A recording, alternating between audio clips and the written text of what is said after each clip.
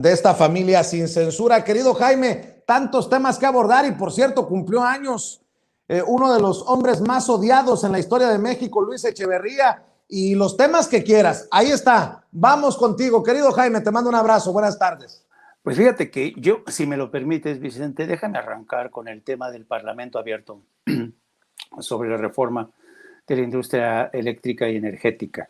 Mira, ahora que estaba escuchando, porque estuve desde la mañana escuchando la intervención de líderes del PRI, de Morena, del PAN, fíjate que es muy interesante este Parlamento abierto. Te voy a decir por qué. Desde el año 2012, cuando estaba en campaña Enrique Peña Nieto, desde antes, cuando estaba en campaña presidencial, me acuerdo mucho que una vez Enrique Peña Nieto fue a Washington a entrevistarse, a hacer cabildeo político entre los congresistas de Estados Unidos. Y uno de los líderes políticos que más apoyaban a Enrique Peña Nieto era Henry Cuellar, el congresista demócrata por Texas. ¿Por qué lo respaldaba Henry Cuellar? Él, y no solamente Henry Cuellar, demócratas y republicanos del estado de Texas. ¿Por qué impulsaban a Enrique Peña Nieto?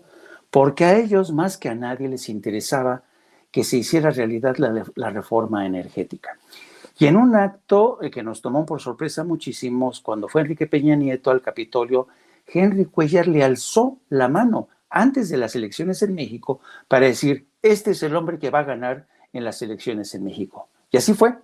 Y así fue como Henry Cuellar y los republicanos y demócratas de Texas viajaban continuamente entre México y Estados Unidos, eran recibidos en Los Pinos para darle los últimos, los últimos detalles de la reforma energética, que por cierto, a diferencia de esta reforma que pretende el presidente, no se discutió en abierto, se discutió en lo oscurito con congresistas de Estados Unidos, con sobornos a congresistas, y este ejemplo de transparencia, luz y fotógrafos en este debate abierto es muy interesante porque a diferencia de aquel debate que fue a escondidas y con muchísimo dinero, este debate es en abierto y todos los que están participando en este debate del Parlamento abierto están resaltando las bondades de esta reforma eléctrica.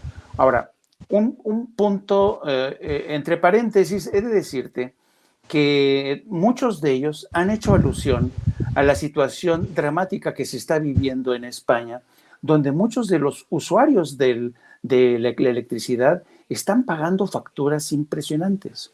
Bueno, y poco antes de morir, el líder de Izquierda Unida, Julio Anguita, en una intervención pública dijo, este gobierno, se refería al gobierno español, no tiene los pantalones para controlar a las empresas eléctricas. Es necesario que la ciudadanía, por favor, intervenga y le ponga un alto a la voracidad de las compañías eléctricas. Y nunca ocurrió, Vicente. Nunca ocurrió. Julio Anguita murió, las empresas eléctricas en España se impusieron y mira por dónde. El privilegio que tenemos hoy en México de que estos congresistas, estos diputados, esta jefa de gobierno, el gobernador de Sonora, estén hablando a favor de una reforma de cara al público, que es como se tiene que hacer para que nosotros, los ciudadanos, nos demos de importancia de esta reforma. Así es que yo creo que este evento es histórico y los ciudadanos deberíamos estar muy atentos con este debate que se está abriendo en este debate parlamentario, el Parlamento abierto, perdón, de la reforma eléctrica. Y hay que decirlo también, Jaime, que esto tal vez, solo tal vez, este Parlamento abierto, este debate, nos va a llevar a definir qué tan mala o qué tan nociva fue la reforma energética de Enrique Peña Nieto, que fue, ya lo sabemos, aprobada a punta de cañonazos, como los que dice Lozoya se le entregaron, entre otros personajes, a Ricardo Anaya, el ex candidato del PAN a la presidencia de la República. Creo que también nos vamos a beneficiar mucho los mexicanos y mexicanas que sigamos de cerca lo que se diga en este Parlamento abierto en torno a la reforma eléctrica. Así es. Y un apartado especial, una mención especial merece el litio, la jefa de gobierno de la Ciudad de México, Claudia Sheinbaum, puso énfasis especial en el tema del litio, que es, tú sabes, uno de los materiales preciosos estratégicos. Así es que es muy interesante lo que está pasando. Y pasando al tema de lo de Luis Echeverría Álvarez, fíjate que Luis Echeverría Álvarez cumple hoy sus 100 años. Ya me lo imagino todo ahí solito o con los que tenga de familiares, celebrando a Luis Echeverría sus 100 cumpleaños. Fíjate que Luis Echeverría seguramente la última vez que salió, una de las últimas veces que salió, cuando fue a ponerse a la vacuna contra el COVID, yo creo que cuando sale a la calle de la Ciudad de México hoy, Luis Echeverría se ha de extrañar. Este país ya no es el que conoció, ya no es el país que él gobernó. El Partido Revolucionario Institucional que todavía lo encumbró, que era una organización partidista con una fortaleza, con líderes adláteres en la Central Obrera, Central Campesina, Central Agraria, ya no es el PRI que era antes, ¿no? Pero lo que, fíjate, el legado tan oscuro, tan ominoso que dejó Luis Echeverría y que fue las desapariciones forzosas, los crímenes, los ajustes de cuentas, el 68, acuérdate que Luis Echeverría fue la mano que instrumentó ese golpe en el movimiento del 68 y también el halconazo, el famoso halconazo. Y fíjate que yo todavía como reportero tuve la oportunidad de asistir a un desayuno con don Luis Echeverría siendo presidente. Y don Luis era un personaje, sabes, muy solemne, de esos que te recibía en su casa, ¿cómo está? Muy buenos días. Hablaba con esta voz estentoria, cavernosa, no te recibía. Y una vez que pedían el desayuno, el cafecito para todos, le pedía a su cocinera que le pusiera sus huevitos tibios de 3 minutitos y medio, no más, 3 minutos y medio, los huevitos de don Luis Echeverría, y empezaba a platicar de política, economía. Y se convirtió Luis Echeverría en esos desayunos, encuentros con periodistas, intelectuales, escritores, en un gran cautivador. Él se convirtió, prácticamente fue el que creó esta cultura de cautivar a escritores, a periodistas, a columnistas, muchos corresponsales extranjeros que llegaban, no, hombre, hablaban maravillas de Luis Echeverría, porque Luis Echeverría los invitaba a desayunar. Incluso hubo corresponsales extranjeros al que el presidente les daba una columna política, hablaba con el director de Excelsior. Quiero que este periodista me le dé su columna, ¿no? ¿Cómo que no? Para que hablara, y todo el mundo hablaba bien de Echeverría, ¿no? Y acuérdate que fue la época en que también él se interesó por temas internacionales, el tercer mundo. Fue la época en que vino el presidente de Chile, Salvador Allende, en ese histórico encuentro en Guadalajara. Entonces, de cara afuera, al exterior, Echeverría era un presidente que impulsaba el tercermundismo, creó el Instituto de Estudio del Tercer Mundo, impulsó a intelectuales, tenía aquí en la mano a Carlos Fuentes, a otros intelectuales. Desde ahí empezó a cultivarse esta cultura del periodismo chayotero y del intelectual orgánico. A las periodistas, a las mujeres periodistas, no, hombre, les regalaba unos bolsos de piel preciosos, preciosos. Así es que Echeverría ya es una momia. Echeverría ya está jubilado, ya supongo que ya el pobrecillo le cuesta colegir, enterarse, entender bien esta realidad del México de hoy. Pero sin duda alguna, Echeverría ha dejado un legado de prácticas, desde mi punto de vista, de las más nefastas: la corrupción, las desapariciones forzosas, la lucha contra movimientos insurgentes. No. Así es que en este día que cumple 100 años, qué bueno que Luis Echeverría se haya convertido en una momia política, porque yo creo, Felipe, que por fortuna ya ese México que gobernó Luis Echeverría ha quedado en el pasado. Hay algunas secuelas que quedan ahí, muchas secuelas, sobre todo la cultura de la corrupción en los medios de comunicación, pero por fortuna poco a poco ese México va quedando atrás. ¿Uno de los personajes más nefastos en la historia de México? Sí, seguramente. Seguramente yo creo que junto con Felipe Calderón, Luis Echeverría fue el gran represor, fue el hombre de la mano dura, fue el que inauguró la cultura de las desapariciones forzosas, combató a la guerrilla, Lucio Cabañas en Guerrero, hubo asesinatos. Y fíjate que a pesar de que se le ha condenado, el tipo sigue gozando de esta excepción ante la ley, porque vive bajo arresto prácticamente en su casa y solamente sale cuando, por ejemplo, tuvo que ponerse la vacuna o al médico. Querido Jaime, ya que estás hablando de priistas, ¿qué tanto gana o qué incluso puede perder el presidente Andrés Manuel López Obrador con nombramientos como los que hoy se informaron? Hoy se dio una lista de nuevos embajadores y de cónsules, entre ellos el de Claudia Pavlovich, la exgobernadora priista de Sonora. Se había hablado mucho de la posibilidad de que Claudia Pavlovich se fuera como cónsul de México en Barcelona, lo que muchos consideramos, pues, es un premio a este personaje tan poco transparente que gobernó el estado de Sonora. Y yo lo voy a decir con todas sus letras. Más allá de que hemos señalado cómo se gastó el dinero de los sonorenses con una manga ancha tan insultante, haberle pagado por ahí de los 20 millones de pesos a Alejandro Fernández para que viniera a un festival cultural en el estado y después que cantara el potrillo, como le llaman a este cantante, en la boda de su hija. Vayan ustedes a saber si fue 2 por 1. Pues Claudia Pavlovich también es señalada de haber abogado literalmente por los dueños de la guardería ABC, en aquella guardería en la que murieron 49 niños a causa de un incendio en tiempos en los que gobernaba Eduardo Burs. Por ejemplo, rescato del periódico El Financiero, 2 priistas que contenderán por cargos de elección popular en Sonora, y esto es un artículo del 2015, fueron criticados por sus acciones en torno al caso de la guardería ABC e incluso por la defensa que hicieron de 2 de los propietarios del lugar, en el que el 5 de junio de 2009 murieron 49 niños a causa de un incendio.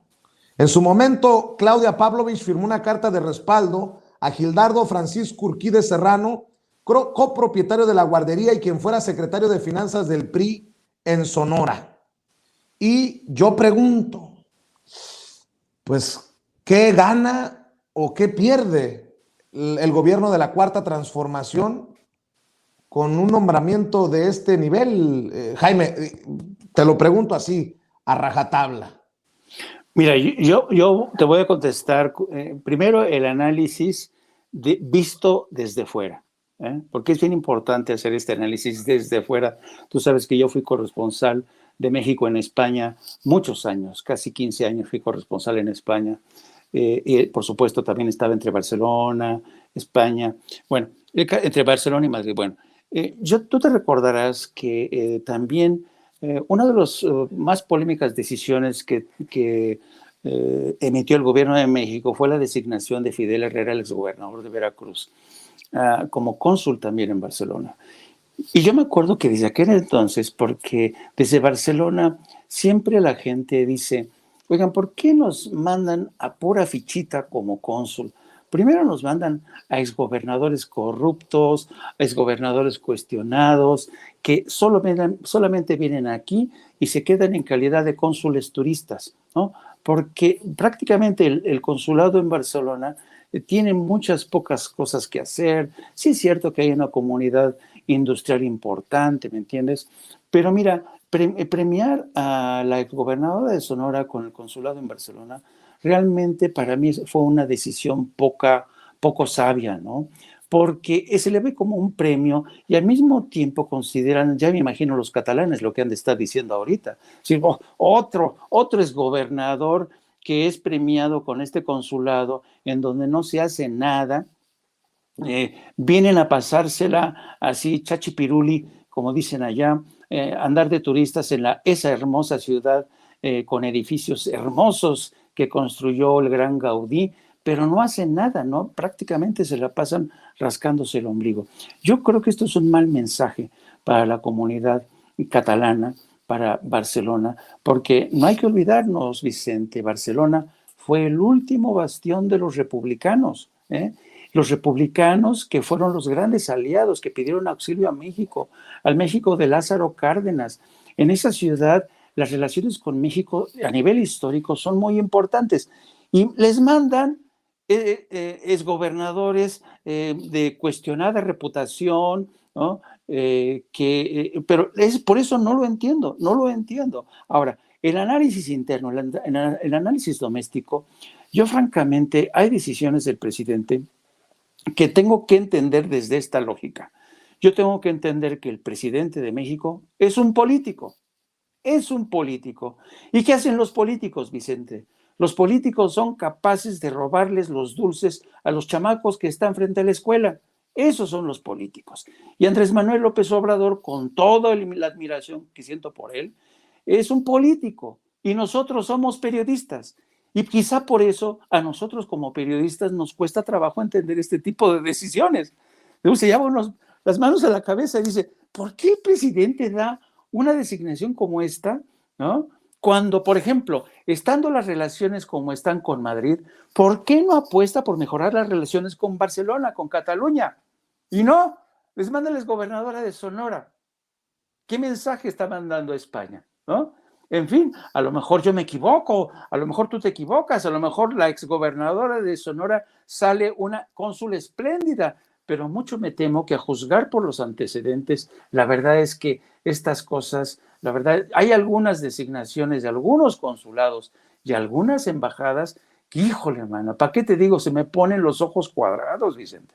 Y ojalá que la gente pueda entender que una cosa es que lo digamos tú, Jaime, con la mejor intención de que se convierta en una crítica constructiva y que no nos vayan a querer después decir que nos llegaron al precio, porque tanto priistas como panistas están golpeando al presidente con este tema de Claudia Pavlovich. Por ejemplo, la senadora del PAN, la chapulina Lili Téllez, dice que es una grosería para los sonorenses el nombramiento de la ex gobernadora del PRI como cónsul en Barcelona. Y Enrique de la Madrid, mira nada más quién, el exsecretario de Turismo de Enrique Peña Nieto, y quien se señala como aspirante a la presidencia de la República en 2024 por el Va por México de Claudio X González, dice, a mí me dan penita los gobernadores y exgobernadoras que aceptan chambas en el servicio exterior mexicano acabando de perder las elecciones en sus estados. Se ve mal, se presta malas interpretaciones, ¿o no? También respiran por la herida luego de perder bastiones importantes para el priismo como Sonora, precisamente, Jaime. Sí, y además, fíjate que abona mucho a la discordia en el seno de la Secretaría de Relaciones Exteriores, porque este tipo de designaciones, que son las designaciones de corte político, la verdad es que no les gustan mucho en el seno de Relaciones Exteriores, donde hay diplomáticos de carrera que podrían realizar esa labor de forma espléndida. Mucha gente en el servicio exterior no entiende este tipo de nombramientos. Y además, fíjate que, por ejemplo, si uno revisa el caso específicamente de Fidel Herrera, no, hombre, fue un desastre, se convirtió realmente en un desastre en la prensa madrileña, en la prensa catalana, un día sí y otro también, le sacaban a relucir sus vergüenzas al señor Herrera, el gobernador de Veracruz. Y yo creo que este tipo de cultura de premiar a gobernadores también habla mal de cómo el presidente de México ha convertido el servicio exterior mexicano en una especie de, ya sabes, de negociado de premios, ¿no? De premios de consolación, aquellos de que colaboraron, de qué forma, como dice de la Madrid, se prestan muchas interpretaciones, desafortunadamente. En fin, que yo creo que dime. Jaime, yo creo que debemos de tener cuidado con lo que decimos, nótese mi sarcasmo, porque ya personas como Raúl Urbina dice, tu invitado es un golpeador al tiempo, Vicente. Mi querido Jaime, pórtate bien. No, yo creo que las cosas, miren, yo creo que las cosas, como decían, yo me acuerdo muchísimo de un viejo periodista brasileño que me decía, Oye, ¿por qué los mexicanos hablan solamente a partir de subterfugios? ¿Por qué los mexicanos no dicen las cosas en claro, de forma directa, ¿no? Dijo, pues sí, y tenía razón. Desafortunadamente en México, nuestros políticos y muchos periodistas no se atreven a decir las cosas así, sin pelos en la lengua, como tú, como yo. Entonces, no es que sea uno golpeador, es que la experiencia te ha enseñado que el hecho de que el presidente designe a la exgobernadora de Sonora, primero va a despertar muchas dudas al interior de la política doméstica. ¿Por qué se lo da? ¿Por qué la premia? Pero en el caso de Barcelona o de España, muchos se preguntan, bueno, ¿qué entonces el consulado de Barcelona va a hacer para que el presidente lo considere al consulado de México en Barcelona como un premio de consolación forever? ¿No le interesa realmente unas relaciones diplomáticas más constructivas con diplomáticos de verdad, de grueso calibre?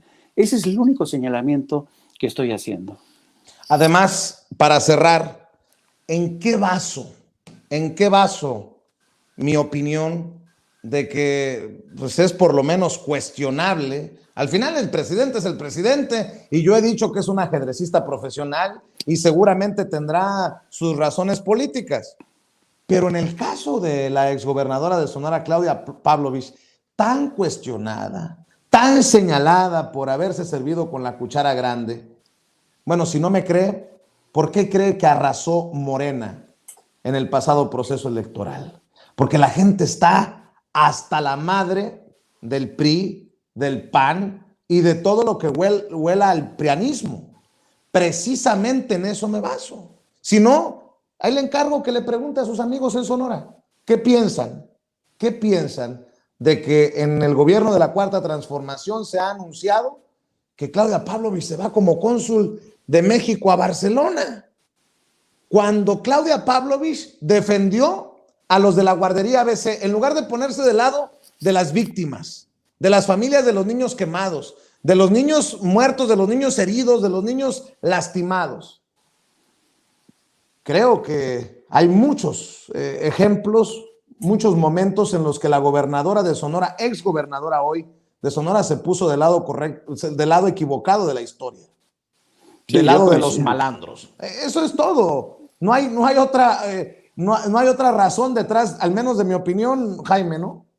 No, yo creo, y además como periodistas, tú y yo estamos obligados a poner en tela de juicio este tipo de decisiones, porque a mí, francamente, me resulta un tanto chocante porque no puedo evitar acordarme de esta cultura de las concertaciones, ¿no?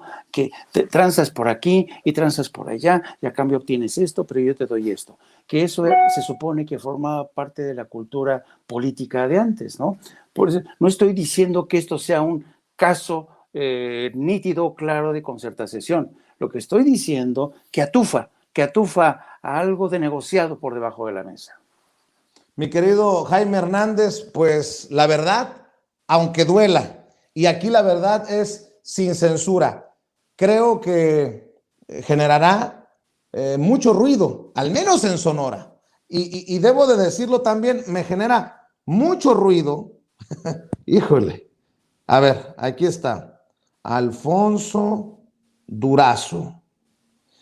Hace 2 horas el gobernador de Morena, de Sonora, Alfonso Durazo, escribe: deseo el mayor de los éxitos a Claudia Pavlovich en el ejercicio de esta nueva encomienda que le hace el señor presidente para representar a México en el extranjero. ¿Cómo? Ahora resulta que el que ganó la elección al PRI le desea los mejores. Ya no entendí nada. Mi querido Jaime, mejor invitemos a la gente para que te apoye en tus trincheras, para que te respalde en redes sociales, insisto, aunque la verdad duela. Pues sí, les invito, queridos amigos, que nos sigan en nuestro proyecto también de No Apto para Cínicos. Por favor, inscríbanse, denle la campanita y también síganos en nuestras redes sociales a través de Twitter, @Jaime Journo o Jaime Yourno. Los esperamos ahí y muchas gracias, Vicente, y seguimos al pie del cañón. Claro que sí, te mando un abrazo, Jaime, nos vemos, nos escuchamos mañana aquí en Sin Censura. Cuídate y vamos a ver qué está ocurriendo